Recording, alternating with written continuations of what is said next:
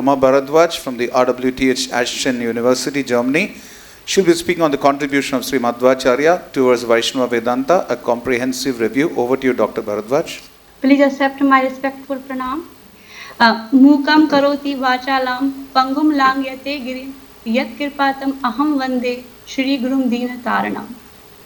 In the previous sessions, many Vedic researchers have discussed the importance of Sri Madhvacharya philosophy. At the end of this blissful conference, I am feeling very fortunate and honored to glorify myself by speaking about the contribution of Sri Madhvacharya. Now this is the flow of my presentation. I would like to start my presentation by glorifying Madhvacharya through reciting the sloka.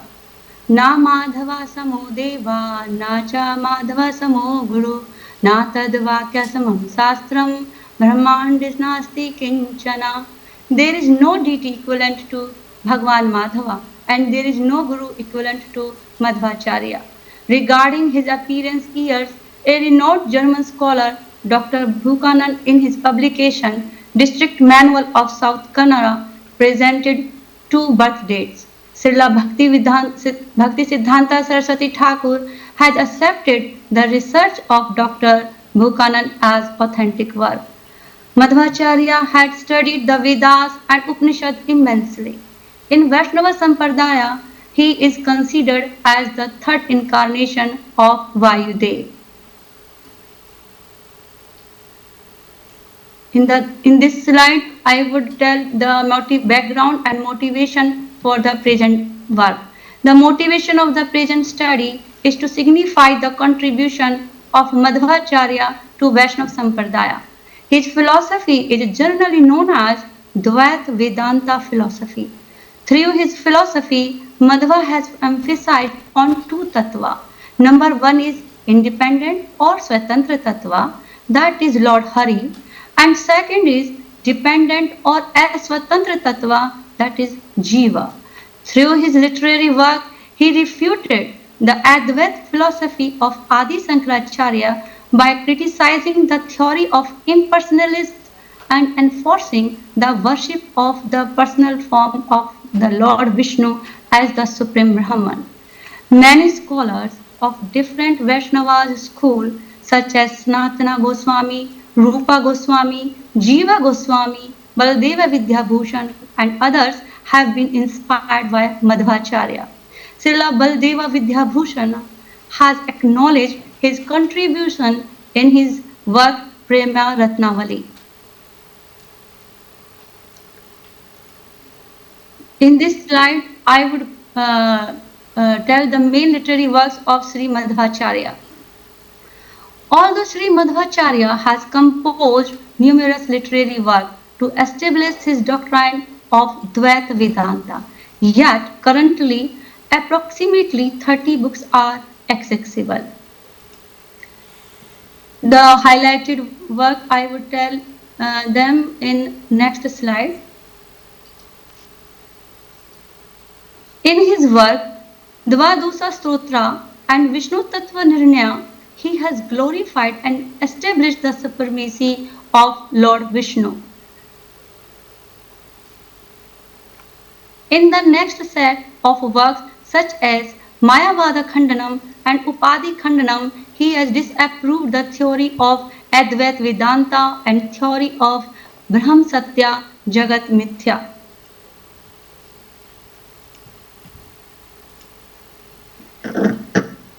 In this slide, I would tell the philosophy of Mayavad of Shankaracharya in brief.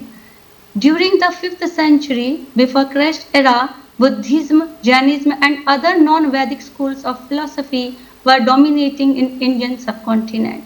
That time, the existence of the Vedas was completely discarded and neglected.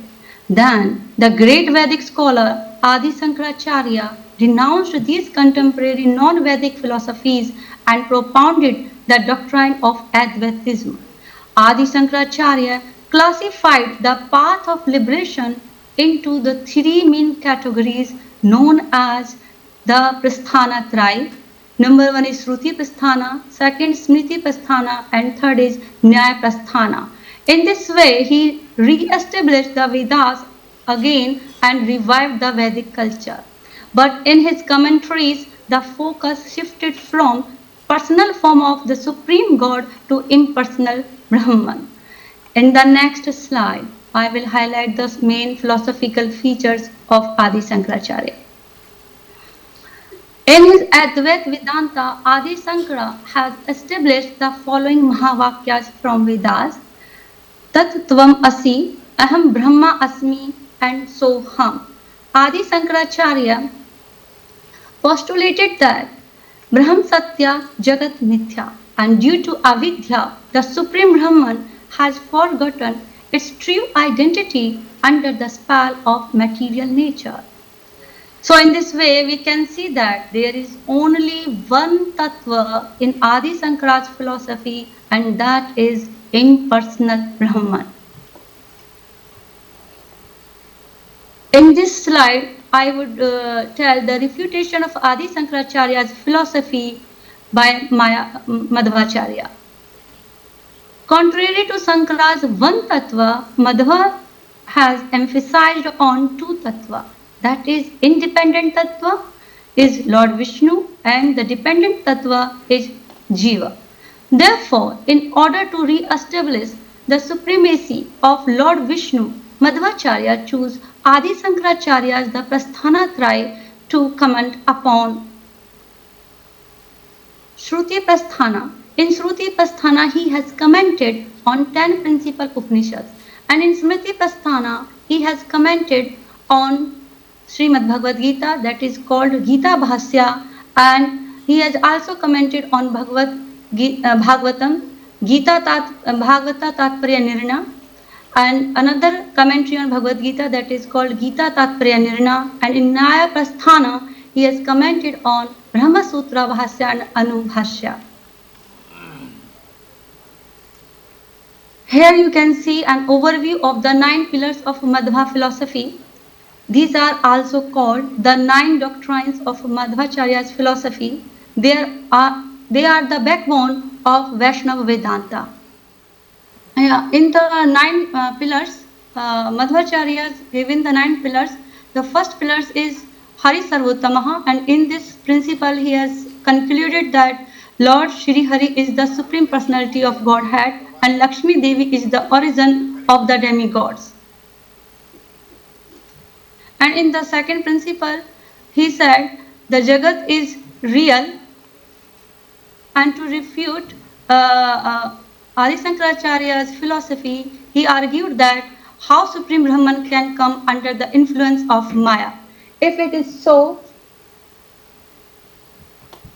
Maya will become superior to the Supreme Brahman, and then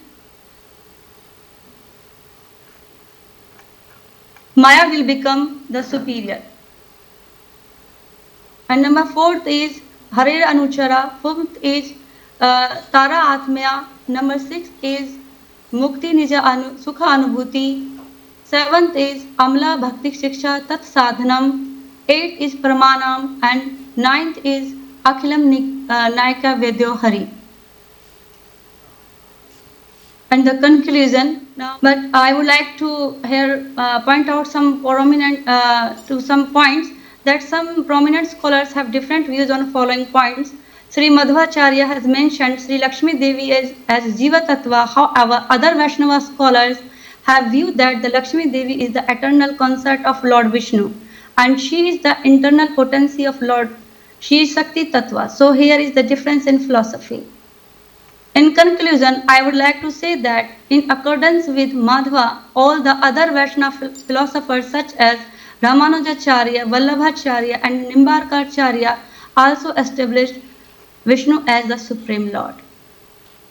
Thank you very much for your kind attention, and please forgive me for my mistakes. Thank you.